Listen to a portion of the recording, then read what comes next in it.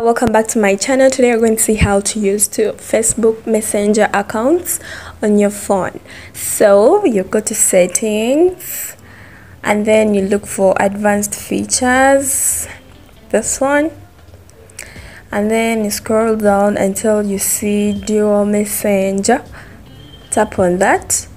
So as you can see, it shows the supported apps that I downloaded. You can have Telegram, WhatsApp, Messenger. So for Messenger, you come and enable it. So it says I'll be able to use a different account. So you tap on install. As you can see, the app is installed. So going back, so as you can see here, it is.